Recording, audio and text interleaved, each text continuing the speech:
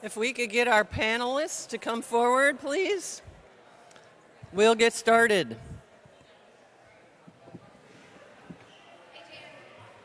Hello? Those kids are so impressive kids. Oh, I know. They're cute. Yeah, they're kids. They're so impressive. And the women that were on our panel, you were at lunch. Yeah. The two student athletes, the volleyball player, and then the Former track and field. yes, who was obviously an introvert because you're like, who is that I person? know. I didn't know her. I think she said she was captain. I thought. Well, maybe she did. Yeah. I'm glad I'm not the only.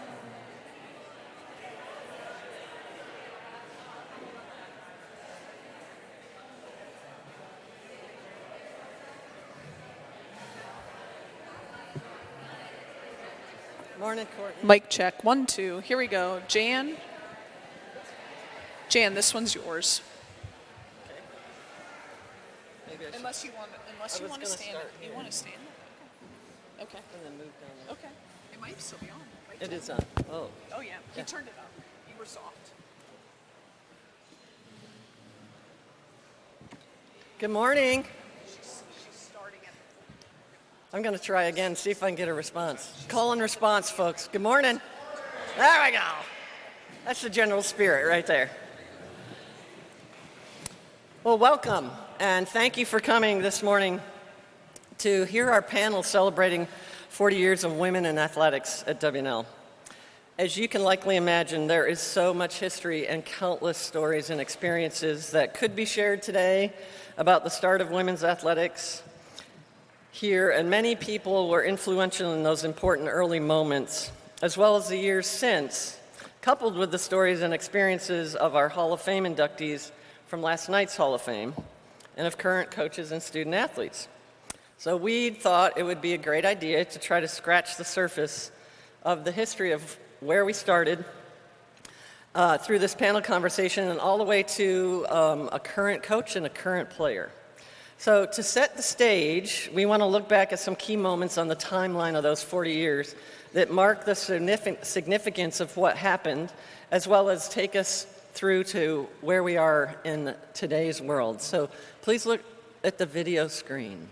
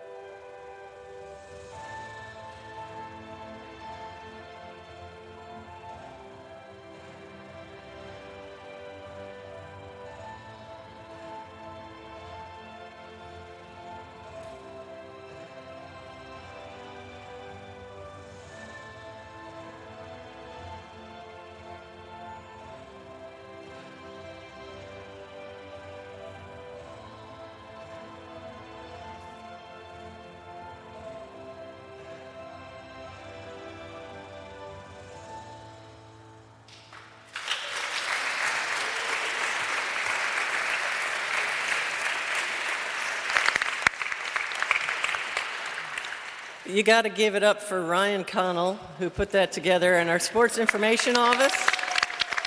That was gorgeous. So one of my favorite things to say is, look at us, look at us, look at what we've done. These are amazing people here that I want you to hear from today. So I want to introduce our panel. Every one of them has their own story about how their experience here was and their impact and influence on who we are today as athletics in general. So first is Cinda Rankin, former head coach of women's tennis, who won WNL's only national championship for women in 2007, Hall of Fame class of 2017, former administrator who led the development of WNL's women's athletics. Alston Parker Watt, class of 1979, women's lacrosse and general. What did I say? 79. Oh, honey, I didn't mean to age you. 1989.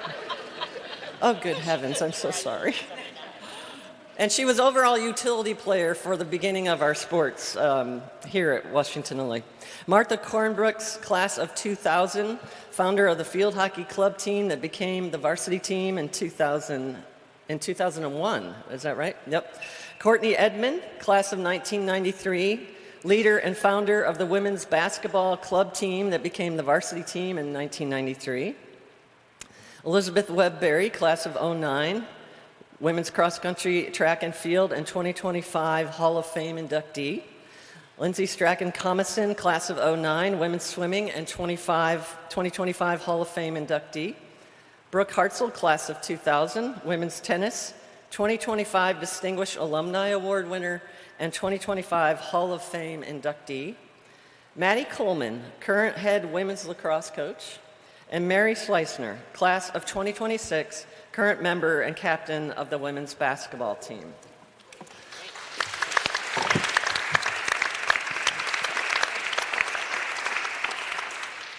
Okay. All right, far too much history to get in, to cover, but we're going to do our best. So, we're going to start with Cinda.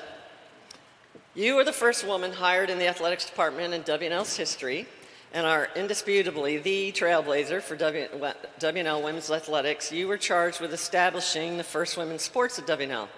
Tell us about what those early days were like. Yeah, I'm going to stand because I like to see you all. Uh-oh. I still have the gym voice. Is it on? It should be on. It's on. Okay.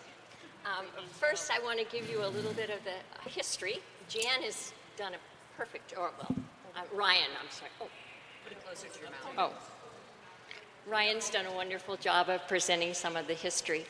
But before any of this happened, way back in 1985, very early in 1985, I was invited to come for an interview, for the job of Assistant Director of Athletics with the responsibility of developing the women's sports at Washington Lee. Well, I was extremely excited about that opportunity.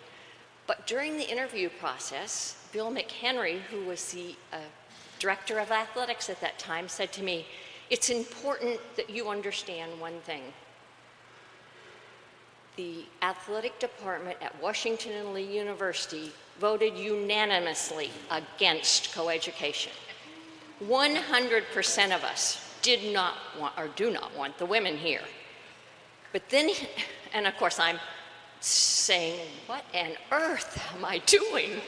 But he continued to say, "We are going to have coeducation, and I have told the university president that if we're having coeducation, the women and the women's team will have everything that the men's team have at Washington and Lee."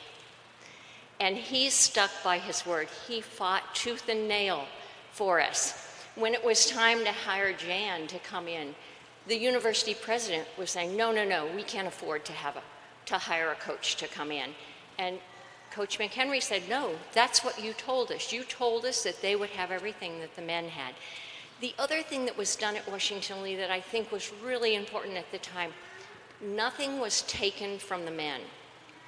The women had their own funding, their own coaches, eventually their own coaches. But there was no animosity built up between the men's program and the women's program, which was ideal. It was so important. So that gives you a little bit of the history. Now here's another part. I came in March, and I was told that Washington Lee had to have 4 women's sports the very first year. We had 105 women that came in as freshmen and 1 woman that was a junior transfer. And we had to come up with 4 sports. We were scrambling. So we said, okay, we're going to do individual sports. We're going to do swimming, cross country, golf, and tennis. Great. Looked at like everything was going well, except we had trouble getting a golf team together. And so then at that point, some young ladies came into my office and said, "Look, we're interested in soccer." And I said, "Oh, great. The soccer team may bail us out if they say that our golf is not sufficient." So I went to the men's coach, the men's soccer coach at Washington Lee was Rolf Peranian, and I said, "Look, would you take your spring and coach a women's soccer team and get them going?" At this time, we called them developmental varsity teams. And what that did is it allowed us to schedule people in the ODAC that we wanted to schedule appropriate matches, not matches where we're going to get blown out. So it worked really well. So we had a developmental varsity team. The NCAA said, "Oh, okay, that'll count as one of your sports." And it worked out extremely well for us. Now, I want to tell you about the women that were in this first class. Alston, for one. We were desperate to try to get bodies. I mean, we so desperately needed people to commit to play sports. So we said, okay, we need a female that will dive for us. Alston said, "Oh, I'll do it. I'll go dive." And then we said, "Oh, we need somebody else that'll play golf for us." Alston said, "Oh, I'll do it. I can do that." She was wonderful, and that's how first class was. Coach Peranian said, "Yes, I'll coach them, but there must be 18. 18 of 106? And we got 12 committed to play tennis. We were our wits' end. But believe it or not, over 25%, or approximately 25% of that first class came out to play soccer. Many of those young ladies had never played a sport. They were incredible.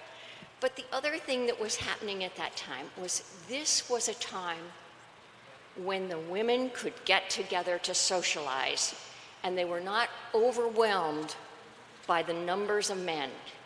In their classes, they could look around, and it would be a 10-to-1 ratio. of men to women. But the women could have fun on the field. They laughed, they joked, and it was a very, very special time for them. So to summarize, by 1989, Washington and Lee was really starting to roll with the sports. We met all the NCAA requirements, and at that time we had 7 women's sports established and going. And then in the next few years, we developed a few more, and now Jen has 12, which is great. The school has done a fantastic job. Thank you all.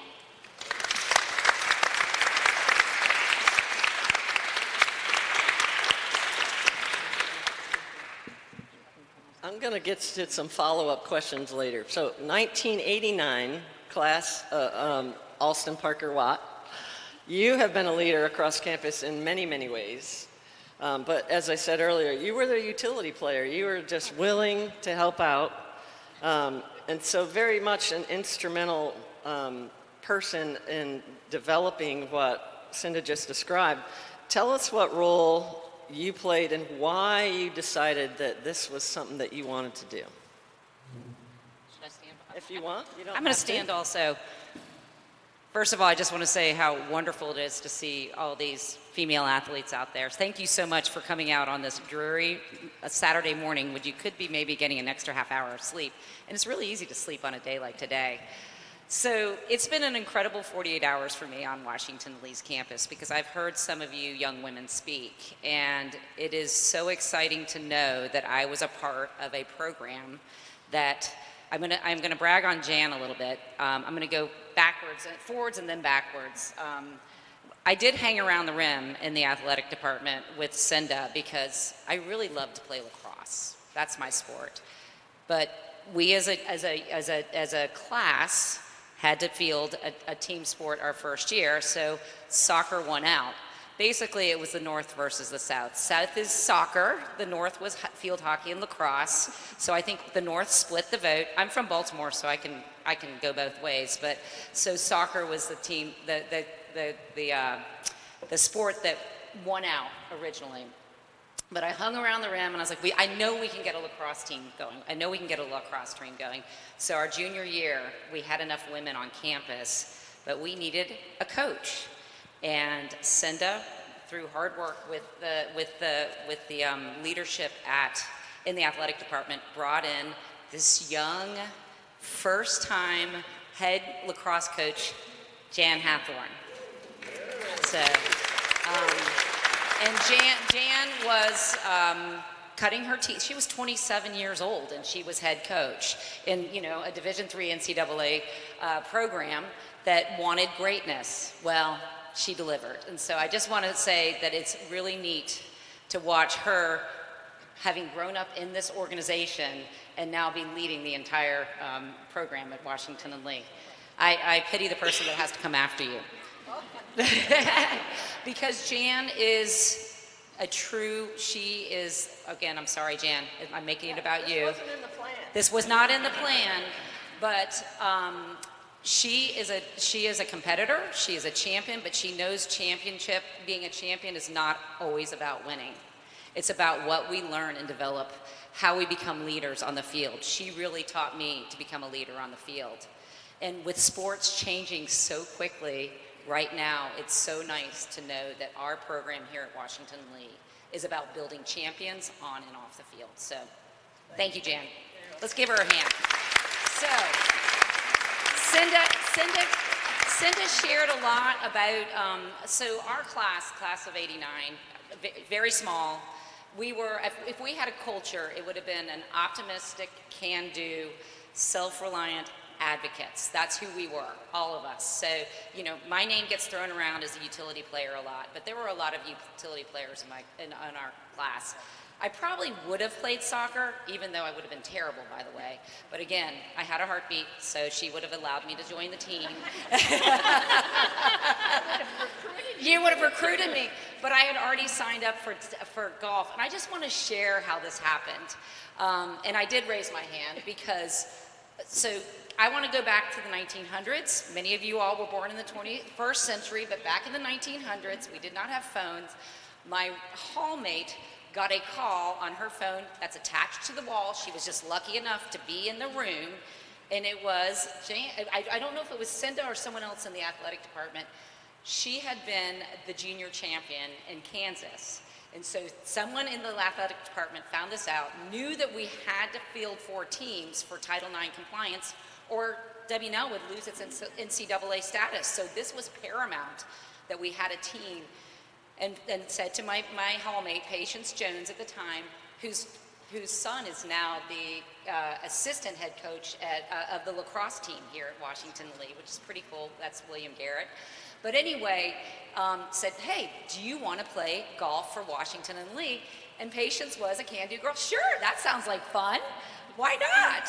And then whomever was on the other side of that call said, do you have any friends that you think might want to play golf? So she went down the hall and she said, do you want to play golf? Sure, I'll play golf. And here we are now with a really good golf team, which is, it's so good to know and encouraging.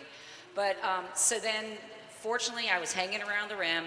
Cinda, let's have a lacrosse team, and we brought one up in our junior year, and it developed a lifelong friendship for me with the head of the athletic department here at Washington Lee, Jan Hathorn. What else was that? Is that good enough? Mostly, how's it feel to be back, and what's it mean? It's amazing to be back and to see the student scholar athletes, men and women. And again, I'm going to brag on Jan. You know, as she perpetuated what was started under President Wilson when coeducation occurred, and when the athletic department said, we are vehemently against coeducation, but then when the decision was made, I think this is the culture of Washington Lee. When the decision was made, everyone got in the boat, rowed the same direction, and said, if we're going to do this, we're going to be the exemplars of this, just like everything we do at Washington Lee. And that was that we're going to make sure this is successful, and we're going to put the support behind everything. And it's really neat to watch these women accomplishing great goals. Oh, I want to go back to to diving, when Cinda's like, we need some divers. Our first female Hall of Famer was Elizabeth Miles. She was in my class. She was a swimmer. She came to Washington and Lee because she wanted to be a part of this culture. She could have gone to a lot of places because she was such a strong swimmer. And we needed a diver because the women were so good, but they were losing every meet because they didn't have someone falling off the board, which is something I was willing to do. So it was a really proud moment to see when Elizabeth was honored by the institution for the recognition of her incredible abilities in the water and in the classroom and in life. So that's all I got. Thank you. And I think you're starting to get the picture of just how hard this work was for Cinda and the athletic department. And if it weren't for the can-do advocacy of the '89 class, I wonder where we'd be. It's really pretty exceptional. It's really extraordinary. So Martha, you were a critical influence and leader in the development of varsity field hockey after years of leading the club team. As you were advocating for varsity team, can you speak to a time when you or others had to advocate for equality or recognition? And just how did it go for you? I'm going to stay seated if that's okay. Go against the grain. Yeah.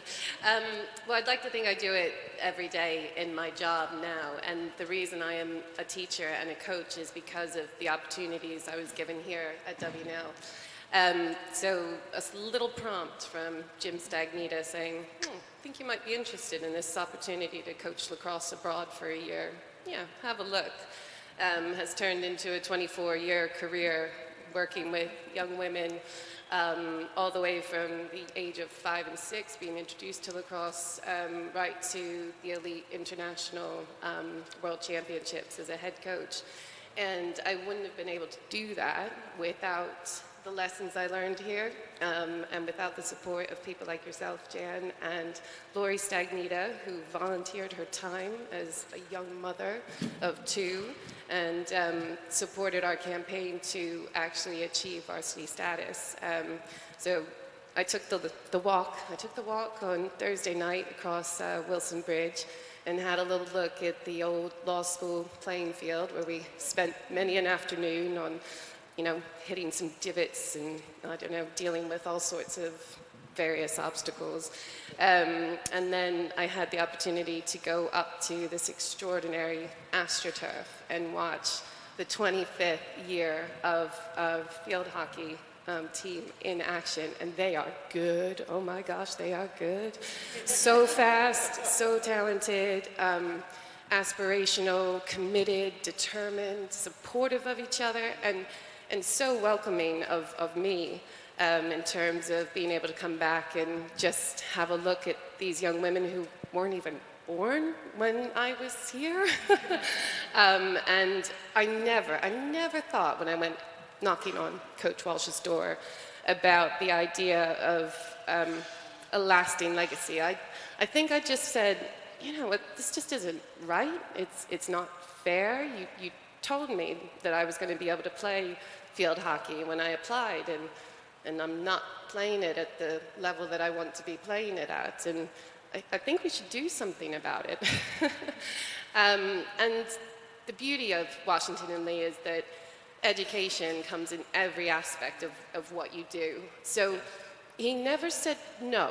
He just said, all right, well, okay, if that's what you want, this is what you need to do. And, there I was, 19 years old in Graham Lee's, with the dial-up phone and, just had the list of the ODAC coaches and went, all right, you are asking me to play a full ODAC schedule, show sustainability and interest from the student body, so I needed to show a retained roster, not just the few that signed up, but everybody stayed the course through the season.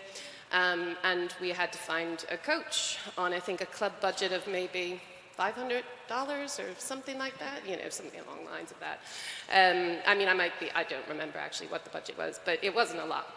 And I just started sending emails and calling coaches and knocking on people's doors. And I remember I set up I think it was that side, a petition, and I just pulled people off, as they were coming in for Sunday brunch, slightly hungover maybe, I don't know, and asked them to sign that petition. And we ended up with over 500 signatures from the student body, actually supporting our case. And, success does not happen in isolation. I wouldn't be sat here without the women who founded the club, the women who were willing to go on those crazy car rides down to Wake Forest, across the mountains to Lynchburg, where we were probably wearing those 1989 lacrosse uniforms that Jan kindly donated to us so that we looked more like a team. And I'm pretty sure they were actually the 89 uniforms. But there was so much undercurrent of support from people. Nobody said, why are you doing this? Like, that's really silly. They all just went, okay, you're doing this. Well, how can we help? What can we do to make this happen for you? And I think that the biggest thing I would say to all of you is, continue being those people that say, how can I help? What can I do? Removing obstacles from the athletes, particularly the women in your life who are balancing so many things. And that is the biggest gift you can give any athlete, but I think particularly women who are working in sport. Don't ask us why we're doing it. Just go, okay, you're doing it. How can we help? Excellent. And Martha, I don't know if everybody knows, but Martha lives in the UK. That is where she's working and coaching, and she has never come back. No. You can blame Jim Stagnita for that. Courtney, your enthusiasm, your leadership, your vision were pivotal in the creation of the women's basketball club team, and because of your tireless advocacy, it became a varsity team under Professor Barry Machado, who served as the first head coach. How were you able to get that first team going and formed?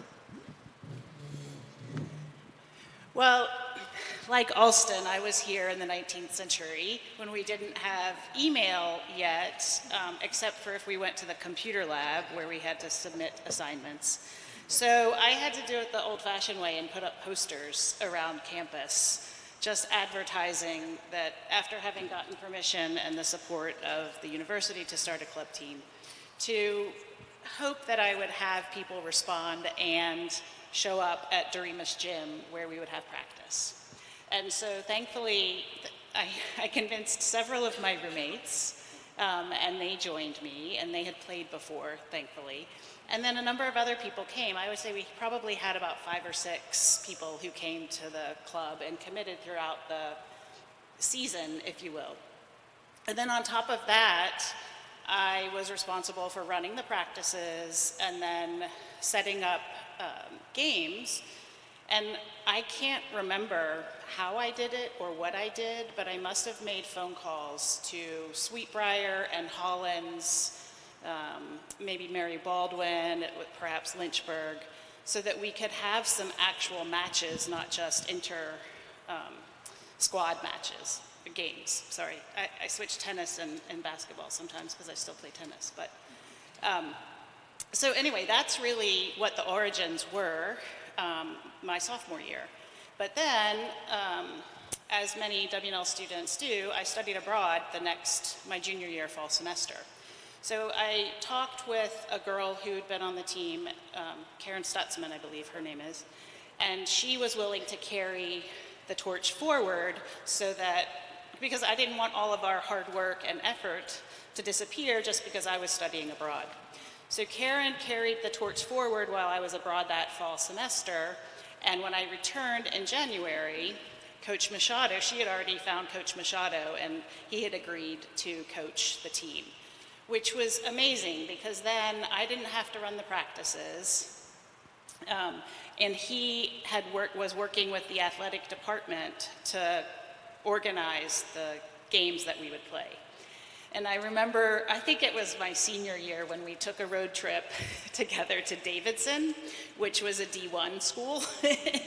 And we had to play against this D1 team, and we were just this developmental varsity team by my senior year. And I think we scored maybe 6 points in the entire game. It was quite humiliating, and yet it was exhilarating to be on a court with these D1 players, because it was representative and symbolic of how far we had come in just 2 years. And then by the time I graduated in 1993-1994 season, the team had been recognized by the NCAA already as a NCAA competitive team. And there was enough interest, consistency, and support from the university that it was allowed to then enter the ODAC conference the following year. So it was a really quick ride, and I was fortunate. I've been fortunate to watch the team through social media and the WNL magazine to see their success ever since. And last year, Coach Kemp invited the alumni of the team to come for an alumni game. Where are you? I saw you out here somewhere. Anyway, there you are. And so it was really fun to meet a lot of the players, including Mary and the team sitting over here. And it was so fun to watch the energy of other young alum who would come back to see their teammates, and just the love and the joy of the sport here, 35, 40 years later. And all I wanted to do was have an opportunity to play basketball. And what I understood from Mike Walsh, who was the athletic director at the time, they had tried to start a basketball team a few years before I had arrived, but there wasn't enough interest. So I think it just speaks to if you want it, if you envision it, if it's something that brings you joy, keep going and make it happen. Thank you.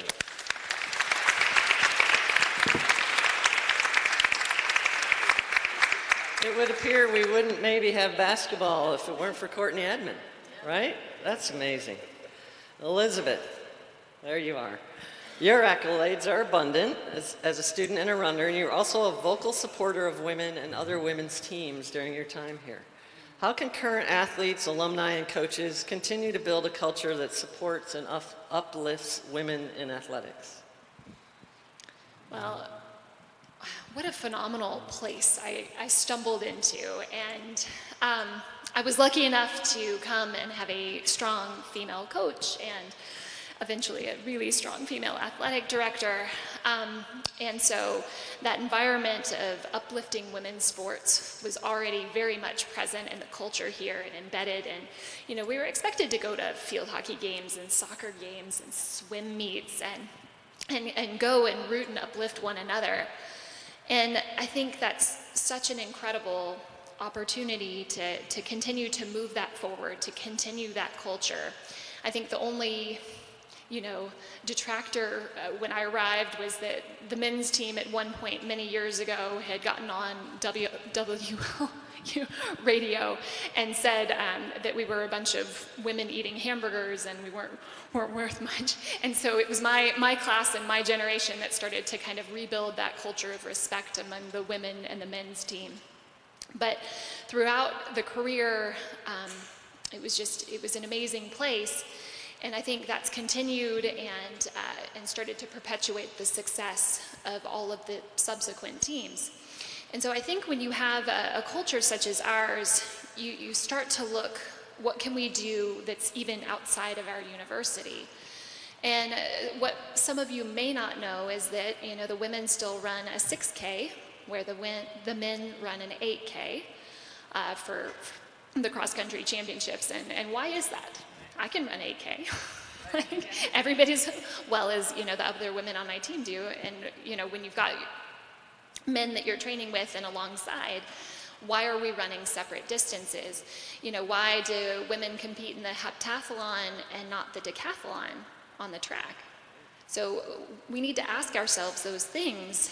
And as a place that has really supported and uplifted and put women's sports to the forefront and really fought hard to get us here, can we go out nationally and internationally and make sure that that equality and that parity and that respect is put forward?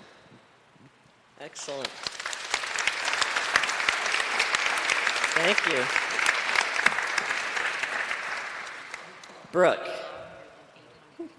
you were not only a nationally competitive tennis player, but you're also recognized for your leadership and character as the South Region's recipient of the Arthur Ashe Award.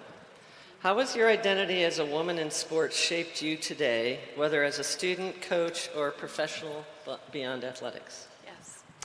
Well, first I do want to take a minute to acknowledge something that just struck me while sitting here, and that is from '89 to 1996. I will say in that short time frame, when we would step out on the court for our very first practice, there was never a moment in my mind thinking of any challenges in front of us. We just came to play, and it just struck me how rapidly you changed what our environment was going to be as a female athlete. I think the only thing that I'm glad Martha broached was the fashion. And we definitely still had maybe the previous uniforms. We joked they might have been flammable. But by junior year, we also, that was our one little thing we worked to change. But in the grand scheme of, obviously that had no importance, just compared to everything that had been done. So, side note, that's just an acknowledgement. Again, WNL does it right when they put their mind to it. Right. And then the advocacy of everybody who's spoken so far is a lot of the reason. It's really cool. But now let me address your question. The one story I didn't mention last evening was how impactful additional administration and alums were on what followed for me right after Washington and Lee. So I directly went on to study at the University of St. Andrews because a alum, Tom Wall, who I have yet to ever meet in person to this point, phoned one of our administrators and said, there's an opportunity to study at St. Andrews in honor of a gentleman, Ernie Ransom, who was an outstanding overall gentleman and athlete at Princeton. And no one from Washington and Lee has ever won this award. Would you think of someone who could apply? Fast forward, I was that lucky person to go study abroad.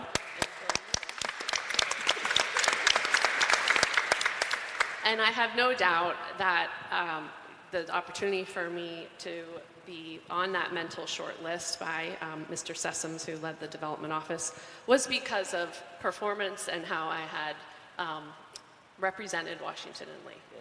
And I think that's the theme, too, of then the sporting life, which I look out to the younger folks here. You have a talent now that I kept with me. One, it certainly helped open an opportunity, but each time in my life, so we'll lean on the career part of your question, my career has taken me all over the world for both permanent and also temporary, just meeting assignments.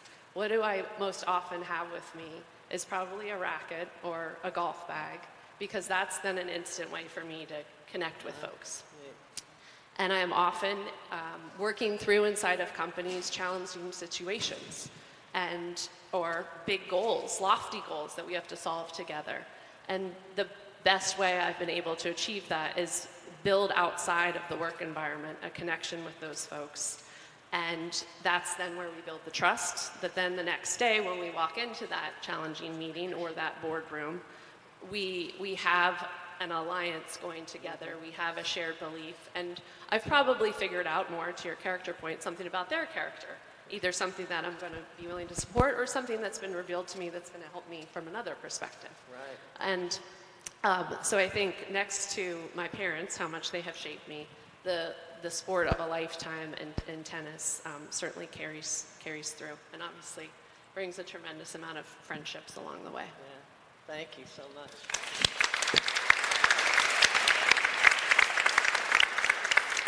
M.A., you're a decorated volleyball alum who helped continue the legacy of the future excellence in our program, but also benefited from the incredible accomplishments of players who came before you.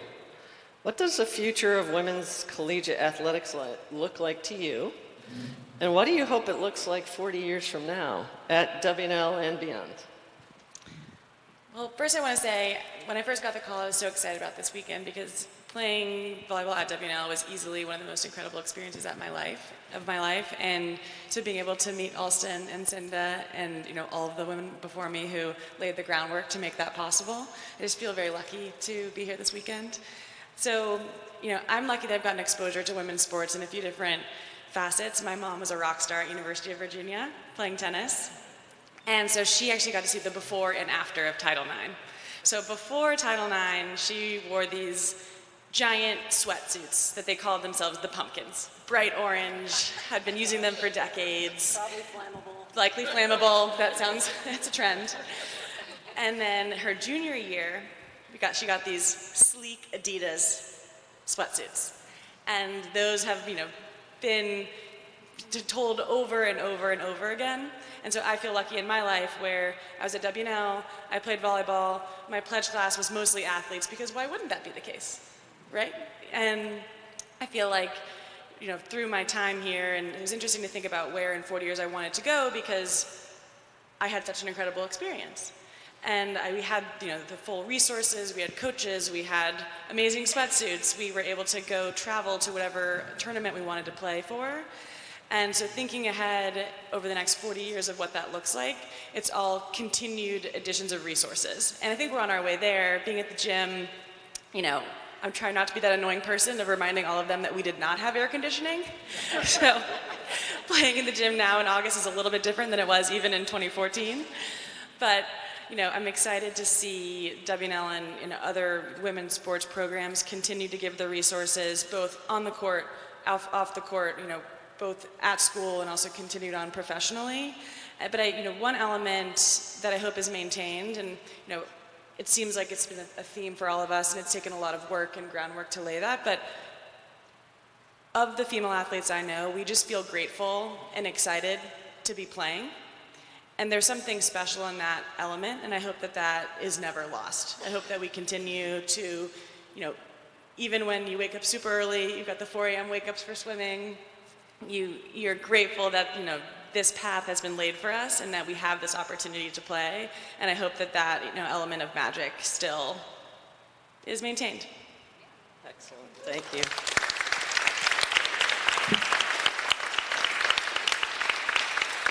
Lindsay, your numerous accomplishments in the pool were very much a pivotal moment in setting new standards of competitiveness and leading WNL's women's swimming to a consistent level of national prominence.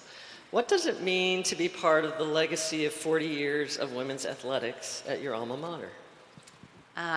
That's a very flattering question, and I think gives me a little more credit than I deserve. But I feel so proud of my time here on campus, especially as a student athlete, and to watch both the school and the women's swim program continue to get better and better. It's been phenomenal to watch as an alum. For those of you who are current students, you probably hear alumni say this all the time, like, I could never get in if I applied now, and I very much feel that way. And every time, you know, there's a headline like Washington and Lee is the best school ever in the history of the world, I'm like, wow, my diploma's worth so much now. So your excellence is making me look good, so thank you.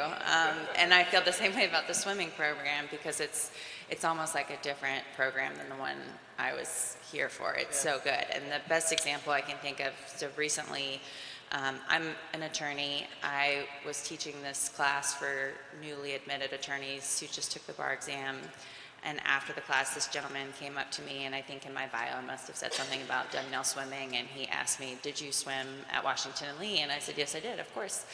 And he was like, wow, Washington and Lee was so good. I swam at Virginia Tech, and I should have gone to WNL because they're so good.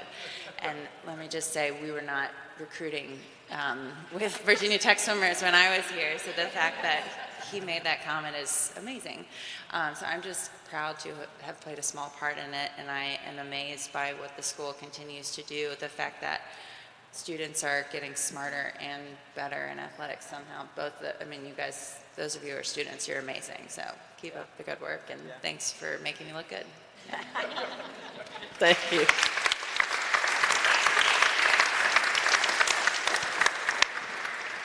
So present day, Maddie Coleman is our head coach of women's lacrosse. You've been around the highest level of collegiate women's athletics, excelling on the conference, regional, and national level as a player and a coach, and are an advocate for representation in women's sports. What changes, big or small, would you still like to see in how women's sports are supported, represented, or celebrated, either on campus or more broadly?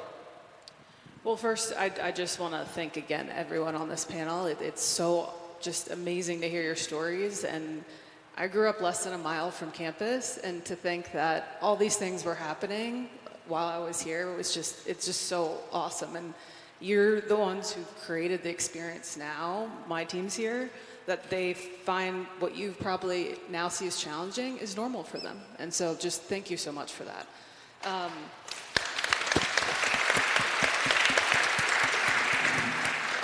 So I've undoubtedly seen amazing progress in women's sports, from investment to coverage to celebration.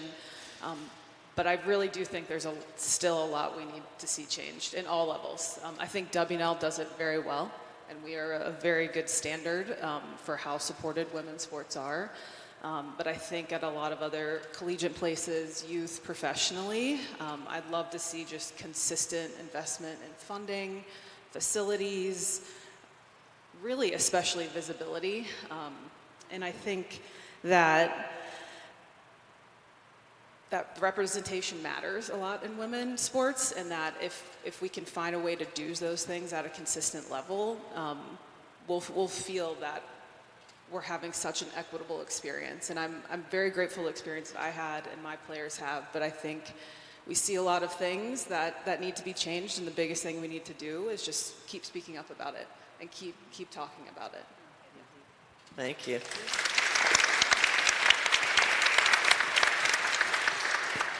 Maddie won't tell you this, so I'll tell you this. Maddie's a national champion. She was the goalkeeper at Gettysburg and when they won their very first lacrosse national championship.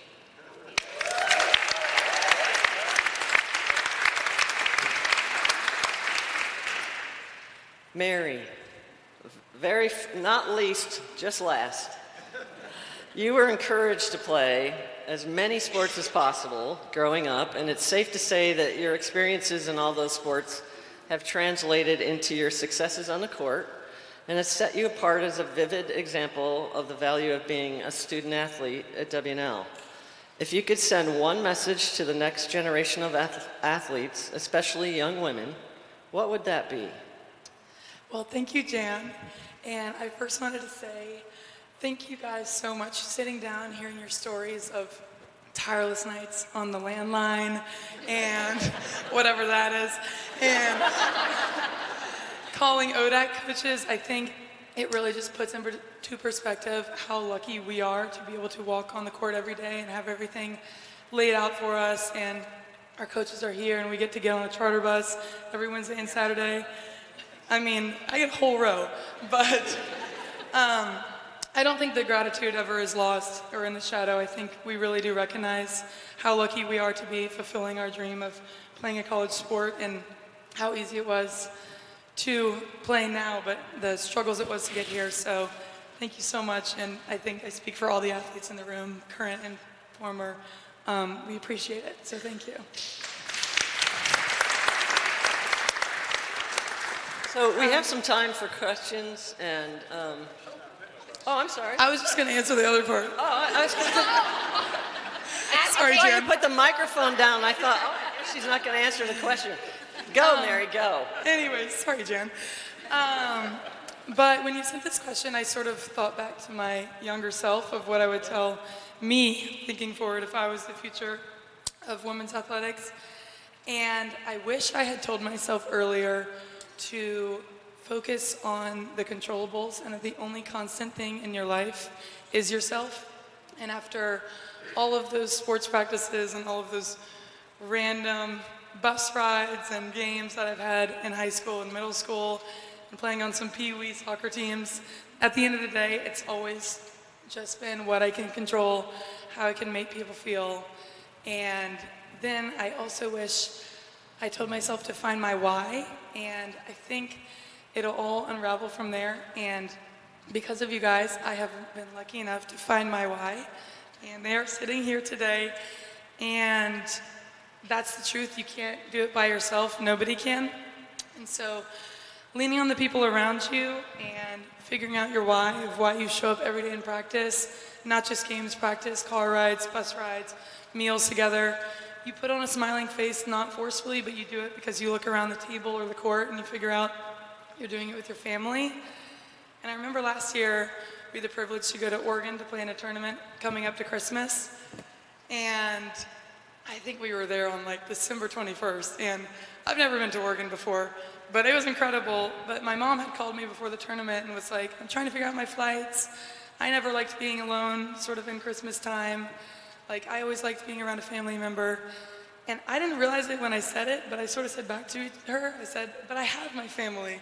And I was not really thinking about being alone on Christmas time because I was with my team. And now that is my favorite WNL women's basketball memory. And I don't think I've ever had as much fun as I did on December 21st in the middle of Oregon. And I never thought I'd say that sentence. But, so I guess to the next generation, find your why, lean on them, keep showing up every day, and there's no excuse not to give your best in every facet. Amen. Thank you, Mary. Sorry I cut you off. I have a habit of rushing ahead. I did think of one question, and anyone can answer this, and more than one person can answer this, but especially Cinda, when do you think it was sort of the pivotal moment when things started to gain a rhythm and a traction along adding sports and felt like it was established? Well, as far as adding sports went, that 1989-90 year was really important. That was when we actually had coaches that were brought in to coach the women's team. Before that, I really have to give a lot of credit to this athletic department at Washington Lee who said we're 100% against coeducation. But it was the men in the department who stepped up to take extra responsibility. All of our women's teams were coached by the men, and they were taking on extra responsibility. So I have to give them a lot of credit. But then by 89, we were, or by 90, wait, 89, '89, yes. We were able to have the funding and bring in the coaches for the women's team, and that's when it just started going crazy, once we got the coaches that could focus on the women's program. Thank you. Go ahead. I'll speak to this a little bit because when I entered WNL, I was the first class of women to enter where all 4 years were co-ed. And kudos to Cinda because I really did, I mean, yes, there wasn't a women's basketball team. Okay, that's a big deal. And at the same time, it just felt like there were women athletes all over the place. There were always women's games or matches happening. It felt like it was truly integrated in my 4, even when I stepped on campus as a freshman. I mean, I was in a dorm, one of the 3 dorms that are no longer here, and that was a big quad where lacrosse balls were being tossed around constantly, men and women, or men with men, or men and women together. It just felt like women's athletics were here, and it didn't feel different to me. That's until great. I wanted to play basketball. Yeah, that's great. Okay, time for questions. And just shout it out, and I'll repeat it in the microphone so everybody can hear it, or we can give you a microphone. Questions for this amazing panel. Any of our current players have some questions?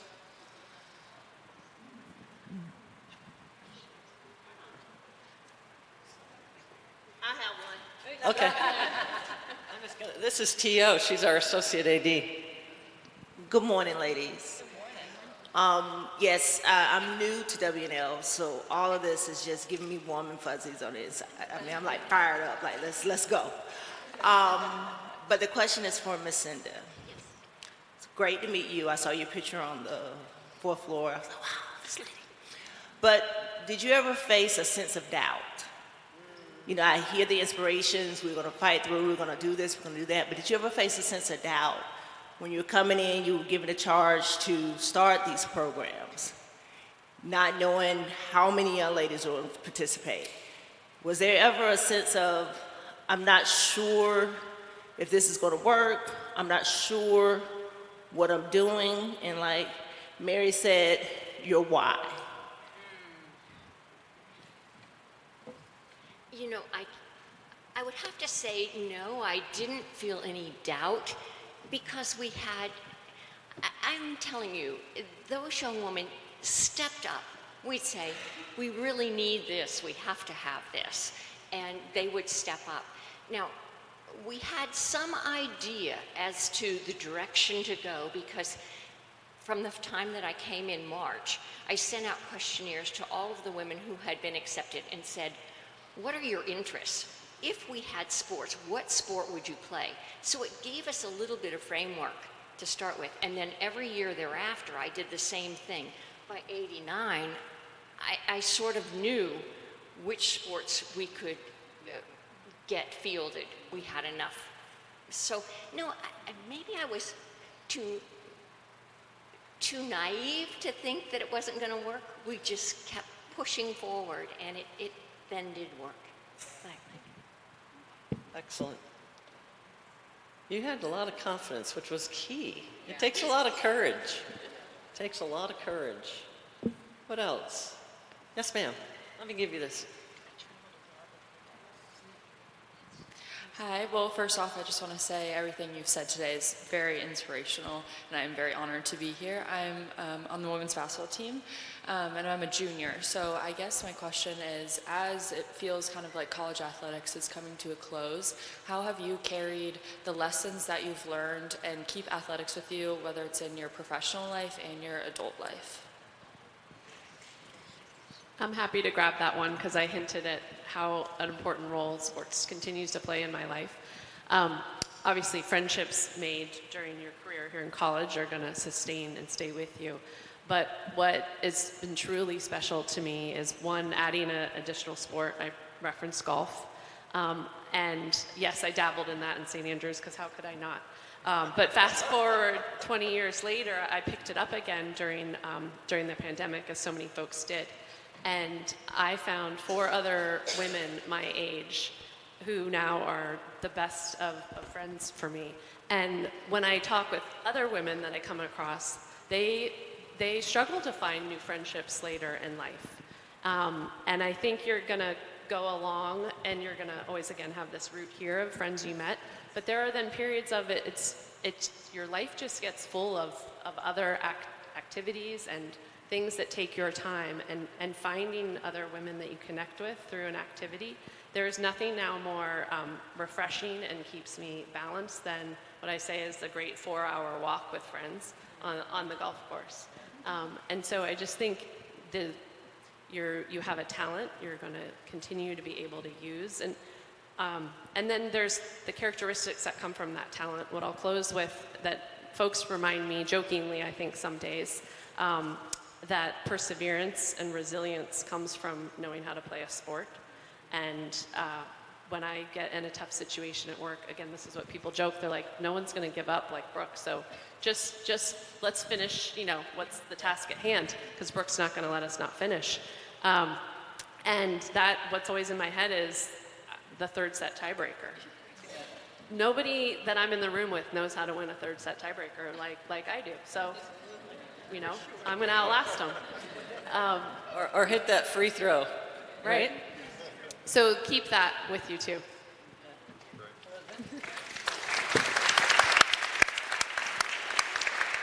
That was wonderful, and I'll echo that.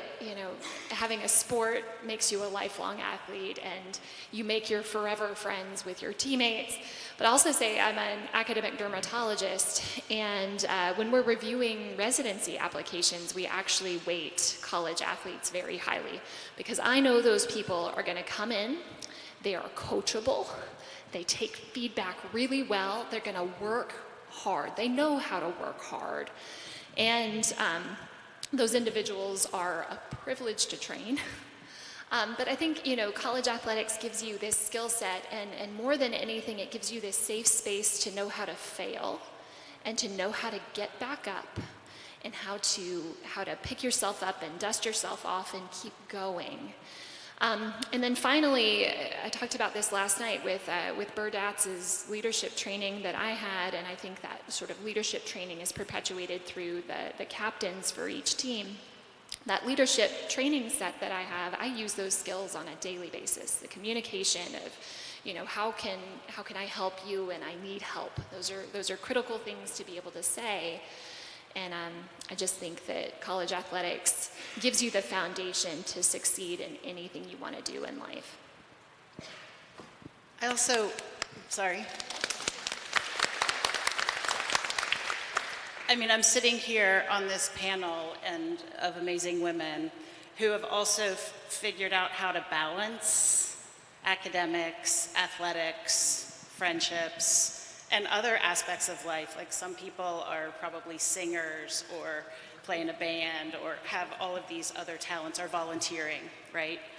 And one of the things that I struggled with, because I had, a number of interests also, when I became a mom, it was like, well, I don't have time to do some of these things. And a wise woman once counseled me and said, and this applies to athletes so well because of the language that she used, remember that you have different seasons of your life.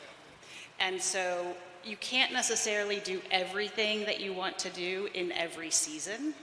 And it's similar when you're a college athlete, right? You can't do everything when it's your season, but in the off season, you can pursue things like studying abroad or spending more hours volunteering or whatnot. And so I always like to pass this on because I didn't have that wisdom when I was setting off from WNL to think about what can I do that maintains a healthy balance for me and the priorities I have in my life in this season, knowing, hopefully, that we'll be given more seasons to pursue other things.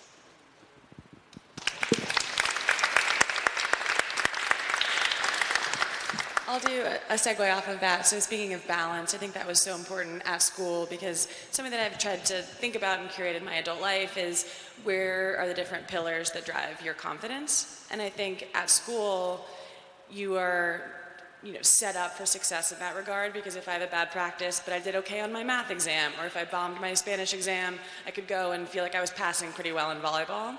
And after school, I went right into banking, and I didn't have, any time outside of my job to even, figure out what way was up. And I found myself in these pretty intense emotional roller coasters, because when I found that I made mistakes at work, I'd call my parents crying because I didn't have something that would necessarily balance that. And so, that was an important lesson for me to learn, of just understanding the different areas that can give me confidence and find that balance, because that, just creates an overall, I think, healthy mental mindset that WNL and playing sports and being a student athlete helped prepare me for. And you can find that and structure that in your adult life. It just takes a little bit more effort and more curation than it does at school.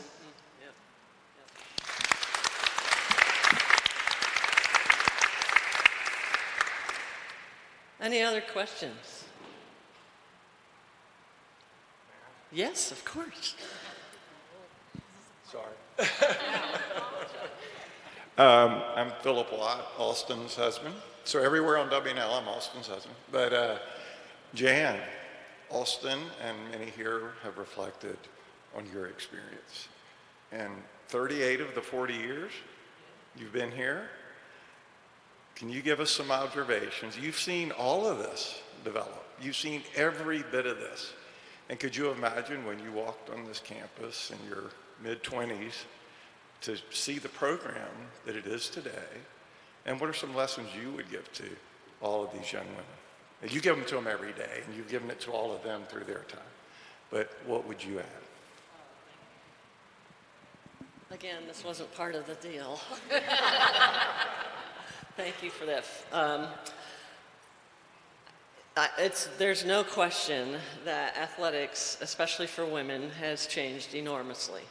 And it has been an absolute privilege to be part of watching this evolution and to stand beside and behind all these people who are coming in with dreams of what they want to do when they go to college. And way back when I first became, it is way back, when I first became athletic director, somebody asked me, what do you want your legacy to be? And I'm like, I have never thought about that, because like so many here, you just know what it is that you want to do and what you feel like you're supposed to be doing. It's a bit of a calling, but I always knew that this is what I wanted to do. And WNL is certainly a place like no other, and Cinda said it so well, and others have echoed it. When WNL decided to do this, they did it the right way. I mean, we could spend an hour talking to Cinda and another hour talking to Alston about the obstacles they faced. They weren't really ready for women, but at the same time, they were committed to women. Yeah. So it's been an absolute joy to watch how WNL overall has evolved. It's not always easy. I don't think it's easy anywhere when you change so enormously, when you add women to a school that for hundreds of years was all male. It's only been 40 years, and again, it feels like it's been a long time. As Courtney said, she got here, it didn't even feel like it was new. And there have been times throughout my career where I have to remind myself, it's only been 40 years. So it's a testament to a lot of things about WNL that are the right things. And I think my advice to anyone out here who is a current student athlete and or coach or administrator, and Mary, you were just so eloquent, you said it right. You gotta know yourself. And you got to know why you're doing what you're doing. And gratitude is everything. It's the whole foundation for what women in athletics, if you read between the lines here, every single person here is thankful for their opportunity. And it was said in some way, shape, or form. So when you know that an institution or a set of people who have given of themselves to give you what you want, it's a magical thing. And it's something that you won't find anywhere else. And it's a special time of your life that I think as the question about it's about to close out. So what goes next? How do I carry myself as a former athlete? It's the advocacy for who you are and what you believe in. It's the knowing that your influence is never neutral. You can always be an influence wherever you go. And that you have influence is important to know. My biggest hope for our women in particular on this campus is that you feel empowered and confident about being a woman in our world. And that I'm not making a statement about anything other than it's just important. And I have been privileged to sit here this morning and see that confidence in every one of you, and I can see why you've all been so successful. Because it's something about being an athlete. You understand pain, you understand trial, you also understand the highs, the joys. There's nothing like what we do. I couldn't be more proud to have been part of this, and I just thank you for that question. It's sort of hard to put into words. I probably forgot half of what you asked me because there's so much to talk about. I just couldn't be more grateful, honestly. Thank you.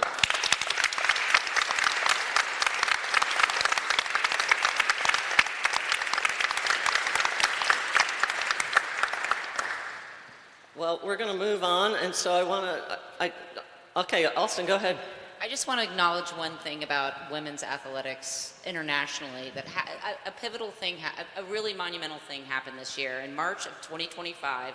So we're leaving WNL right now, but in March of 2025, Kirsty Coventry was elected the first female president of the Olympic Oversight Committee. Kirsty is the first female, she was the most medaled African athlete in the Olympics history, and she is a fierce advocate for women's athletics. So I know that doesn't necessarily trickle down to Division III, but actually it does. Yes, it does. And it's really, she was a swimmer at Auburn. She's a Zimbabwean by birth, but she was a swimmer at Auburn.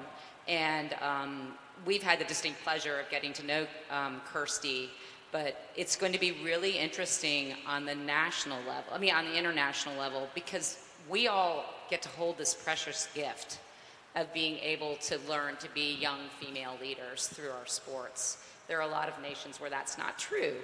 And so this gift is going to be promulgated internationally in a way that I don't think an international we have a platform now that has never been true in the history of our time. So look out for that. And if you have an opportunity to help young women, maybe not in Rockbridge County, but in other nations, be able to find their voice through sport, I think that it's kind of our responsibility to do so. So with that, we can end. Yes. Amen. Thank you to everyone. And thank you all for coming. We're having some lunch. So join us for lunch. Please mingle and get to know these wonderful folks. Thank you so much for coming and for everything that you've done. So proud of all of you. Thank you.